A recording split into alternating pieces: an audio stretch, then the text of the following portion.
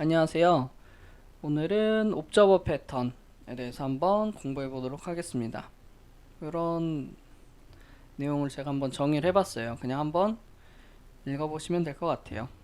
그러면 실질적으로 옵저버 패턴을 구현하기에 앞서서 옵저버 패턴을 왜 사용해야 되는지 이유부터 한번 보죠.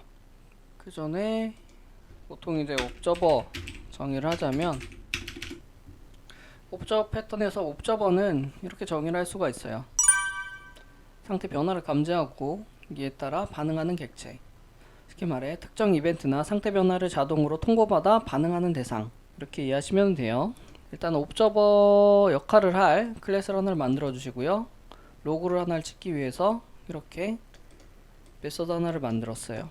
그리고 테스트 코드를 하나를 만들었어요. 이 코드는 이 버튼을 누르면 해당 옵저버들의 이 메서드, 방금 만들었던 이 메서드를 호출하는 그런 아주 간단한 코드입니다. 한번 보죠. 이거 옵저버 역할을 할 게임 오브젝트를 두 개 만들어 주시고요. 방금 만든 스크립트를 이렇게 넣어 주시면 돼요. 옵저버에다 넣어 주시고 테스트 코드에다가 방금 만든 테스트 코드 넣어 주시고요.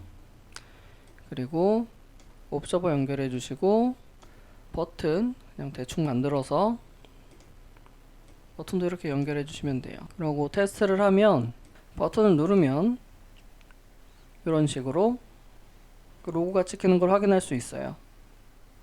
잘 나오죠? 근데 이런 코드에는 문제점이 있어요. 뭐가 문제냐면 제가 여기 적어놨는데 이게 커플링이 심해져요.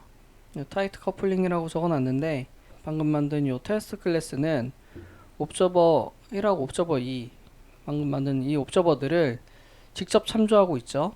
따라서 뭐 새로운 옵저버가 추가되거나 제거되면 원본 클래스를 수정해야 돼요. 이게 무슨 소리냐? 예를 보면 만약에 뭔가가 새로운 옵저버가 추가되고 그러면 강하게 코드가 커플링 되어 있기 때문에 코드 수정이 번번이 일어날 거예요. 또 옵저버가 뭐 추가되거나 제거가 될 때마다 코드가 계속 바뀌어야 됩니다. 요게 커플링이 강하게 일어난 코드 구조라서 그래요. 이런 식으로 구조를 짤 수는 있지만 나중에 유지 보수가 조금 좋지는 않습니다. 그러면 이제 요거를 개선하는 방법 중 하나가 이제 옵저버 패턴을 사용하는 거예요. 그러면 옵저버 패턴을 한번 이용해 보도록 하겠습니다. 우선은 그 델리게이트를 이용한 옵저버 패턴을 보여드릴게요. 델리게이트를 아셔야지만 이해를 하실 수 있어요. 그래서 제 이전 강의에 델리게이트랑 그 제너릭 델리게이트, 이 액션 이런 개념들을 보고 오셔야 됩니다. 우선 서브젝트 클래스 하나 만들어 주시고요. 그 안에는 액션 이거 하나만 넣을 거예요. 여기에서 서브젝트란 상태 변화를 관리하고 옵저버들에게 알리는 대상. 아까 옵저버는 통보를 받아서 뭔가를 했다면 얘는 이제 상태 변화를 알려주는 이벤트를 알려주는 그런 대상이라고 보시면 돼요.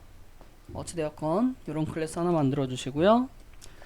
그리고 옵저버 클래스 하나를 만들어 주시고요. 이 옵저버 클래스는 이 서브젝트 클래스를 이렇게 참조하고 있을 거예요.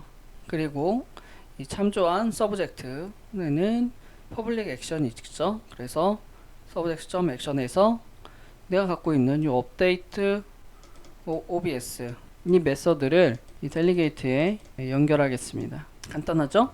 그 다음에 실적으로 테스트를 해야 되니까 이렇게 테스트 코드를 만들게요. 이 테스트 코드는 아까랑 큰 차이는 없죠. 각각 연결했던 걸 지금 얘는 서브젝트 하나만 들고 있는 걸로 그렇게 바뀌었고, 그 다음에 여기 서브젝트에 있는 액션을 인보크 해줄 뿐이에요. 서브젝트 역할을 하는 게임 오브젝트를 만들어 주시고 그 만들었던 서브젝트 클래스 넣어 주시고요. 옵저버 역할을 하는 게임 오브젝트엔 옵저버 클래스를 이렇게 넣어 주세요.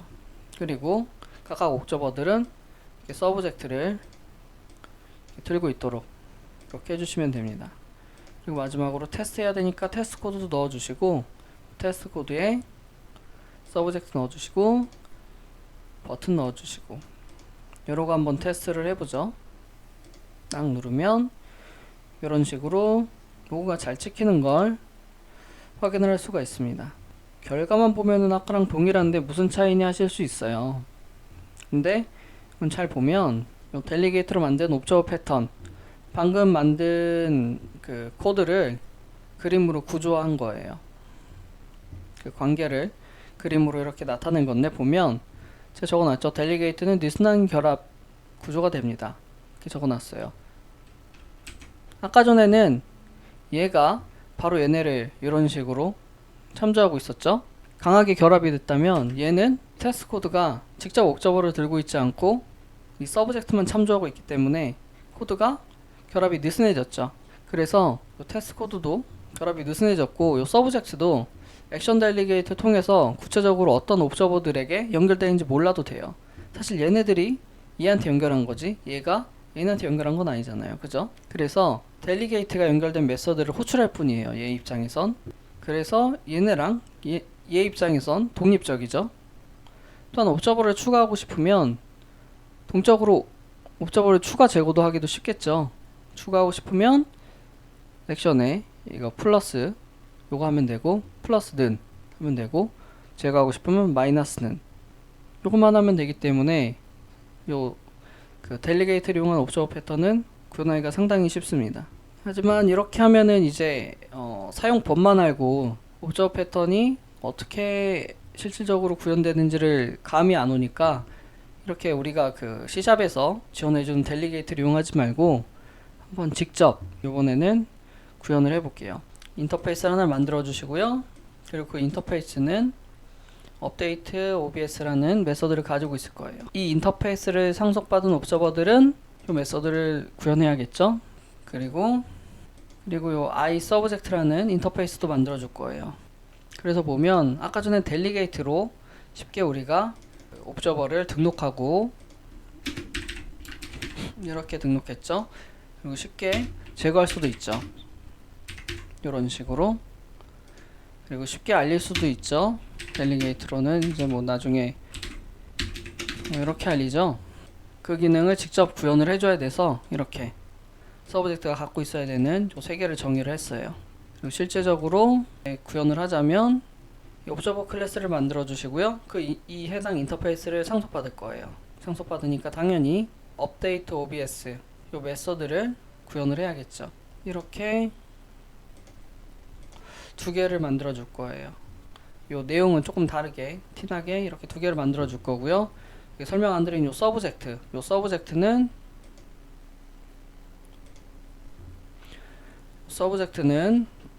인터페이스 i 서브젝트 인터페이스를 상속받아서 쭈루룩 구현을 해줄 거예요. 역시나 해당 인터페이스에서 정의한 이 메서드들을 구현을 해줘야 되고요.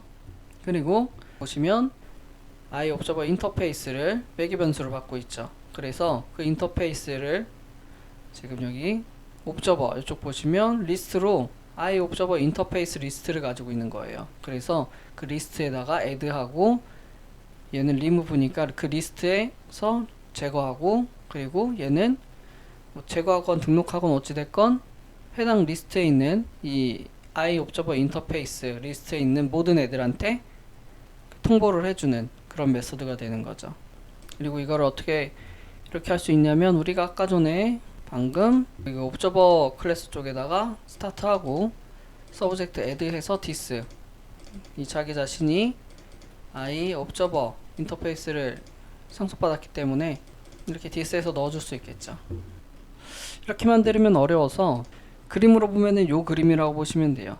우리가 i 옵저버 인터페이스를 만들었고 i 서브젝트 인터페이스를 만들었죠. 그리고 걔네들을 각각 옵저버랑 서브젝트가 이렇게 상속을 받았고요.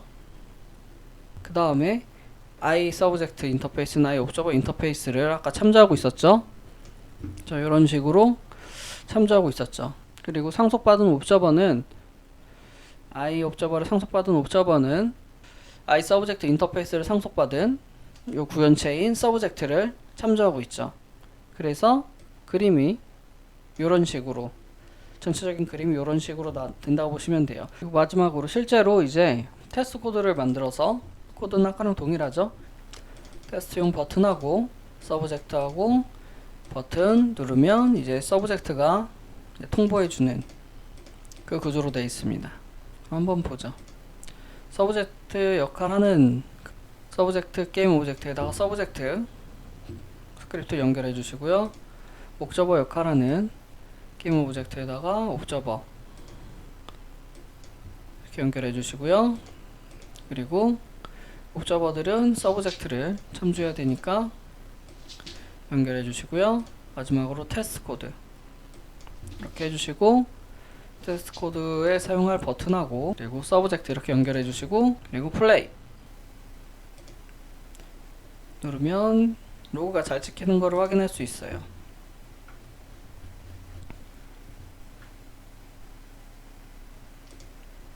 그렇죠, 잘 찍히죠. 그래서 그 전체적인 구조는 이런 구조라고 보시면 돼요. 결국엔 테스트 코드도 서브젝트를 참조하고 있고, 옵저버들도 서브젝트를 참조하고 있고, 근데 실질적으로 바로 직접 연결되어 있지가 않죠. 이런 식으로 연결되어 있기 때문에 느슨한 결합이 돼요. 그래서 서브젝트는 구체적으로 어떤 옵저버들에게 연결되어 있는지 몰라도 되죠. 얘 입장에선 자기한테 연결해준 애들을 호출할 뿐이에요. 그럼 이번엔 끝이냐? 그렇지 않고 한 가지 더 있어요. 마지막으로 하나 더 다루면 이제 옵저버 패턴이 끝인데, 지금 우리가 지금 공부했던 내용들은 결국 푸시 방식의 옵저버 패턴이에요. 무슨 소린가 하면, 이 서브젝트가 뭔가 상태의 변화가 있을 때, 이벤트가 있을 때 이렇게 옵저버들한테 이벤트가 있어 라고, 상태의 변화가 있어 라고 내용을 푸시를 하면서 전달을 해줘요. 이런 방식은 간단하긴 하지만 옵저버가 필요하지 않은 정보까지 전달할 수 있겠죠. 무슨 소린가 하면, 옵저버 하나한테 전달할 땐 상관이 없는데 옵저버가 여러 가지다 보면 얘네한테 전달해야 될 내용이 있을 수 있어요. 지금 아까 제가 구현했을 때는 매개 변수가 없었는데 매개 변수를 넣어야 될 수도 있다는 거예요. 옵저버들이 많아지고 복잡해지다 보면, 그러면 얘한테 필요한 내용이 있고 얘한테는 필요 없는 내용이 있을 수 있겠죠. 그러면은, 그렇지만 이렇게 푸시 방식은 어차피 얘한테 필요하기 때문에 필요 없는 애들한테까지 전부 다 해당 매개 변수, 그러니까 그 정보나 데이터를 보내야 돼요. 이런 방식은 옵저버가 필요하지 않은 정보까지 전달할 수가 있는 거예요. 근데 풀 방식은 옵저버가 필요한 시점에 서브젝트의 상태나 데이터를 요청할 수가 있어요. 이 화살표가 아까는 얘를 기준으로 정보를 이렇게 줬다면, 이제는 옵저버들이 이제 정보를 내놔 라고 되는 거죠. 이 서브젝트 기준에서 푸시 방식일 땐 정보를 전달해 줬다면, 이제는 옵저버들이 정보를 내놔 라는, 정보를 달라는 이런 방식이 되는 거예요. 풀 방식의 옵저버 패턴도 한번 보시죠. 사실 뭐 크게 다르진 않습니다. I 옵저버 인터페이스 만들어 주시고요. 그리고 I 서브젝트 인터페이스도 만들어 주세요. 근데 한 가지 다른 점은, 이제는 옵저버가 뭔가를 요청했을 때 그거를 반환해 줄 그런 메서드가 필요해요. 그래서 저는 getState라는 그런 메서드를 만들어 봤어요. 이번에는 요 부분이 달라졌으니까 얘부터 한번 보시죠. 아까랑 다른 점이 일단 요 부분이죠. 요 부분하고 요 부분. 그래서 보시면 이젠 이 change state라는 메서드가 호출이 되면 이 메서드의 매개 변수를 이 필드에 있는 여기 state에다가 넣어 줄 거고요. 스트링 값이 되겠죠. 그리고 그 다음에서야 옵저버들한테 통보를 해줄 거예요. 이런 식으로 통보를 해줄 겁니다. 딱 보면 뭐 크게 달라진 건 없죠. 그럼 이제 한번 옵저버를 보시죠. 이 옵저버를 보시면 이렇게 볼까요? 아예 옵저버 인터페이스를 상속받았고, 그 다음에 나머지는 똑같은데, 여기에서 이제 옵저버 업데이트 obs 이 메서드를 호출하면, 호출을 하는데 얘가 다시 서브젝트한테 getState라는 서브젝트가 갖고 있는 요 메서드를 역으로 호출할 거예요. 그래서 얘는 통보는 하지만 뭔가를 전달하는 게 아니고, 각각 옵저버들이 자기가 필요하면 이런 식으로 서브젝트가 갖고 있는 데이터를 요청을 해서 여기에 있는 데이터를 반환해 줄 겁니다. 옵저버 2도 마찬가지로 자기가 통보를 받으면 다시 서브젝트한테 getState에서 서브젝트가 갖고 있는 상태를 반환해 달라고 할 거예요. 아까랑 다른 점이, 얘가 통보를 하면 끝이 아니고 이제 옵저버들이 통보를 받아서 자기가 필요하면 필요한 정보를 달라고 할 겁니다. 필요하지 않으면은 그냥 자기가 해야 될 것만 하면 되겠죠. 이런 방식이기 때문에 그 푸시 방식의 옵저버 패턴보다 조금 더 유연합니다. 그러면 이제 이거를 실질적으로 또 테스트 코드를 만들어서 해주면 되겠죠. 테스트 코드는 이번엔 버튼을 눌렀을 때 subject. change state 해서 change state하고 매개 변수 넣어주고 매개 변수를 여기 필드에다 넣어준 다음에 그 다음에 이제 옵저버들한테 통보해 줄 거예요. 한번 해보죠. 일단 subject 클래스 넣어주시고요. 옵저버 이렇게 넣어주시고 각 옵저버들한테 subject 넣어주시고 그 다음 테스트 코드 이렇게 넣고 서브젝트 연결해주고 버튼 연결해주고 그리고 테스트 버튼을 누르면 이런 식으로 로고가 잘 뜨는 걸 확인할 수가 있어요. 그래서 이 옵저버 패턴은 변화가 일어날 때마다 필요한 곳에 반응하도록 설계를 할 수가 있어요. 그래서 게임에서 이벤트나 상태 변경을 효율적으로 관리할 때 이 옵저버 패턴을 적용하면 코드 유지 보수랑 유연성을 높일 수 있습니다. 일반적으로는 이렇게 직접 구현하기보다는 그냥 델리게이트를 쓰는 경우가 많을 거예요. 쓰기가 훨씬 더 편하니까 델리게이트를 쓰는 경우가 훨씬 더 많으실 겁니다. 그러면 오늘은 여기까지만 하겠습니다. 수고하셨습니다. 끝.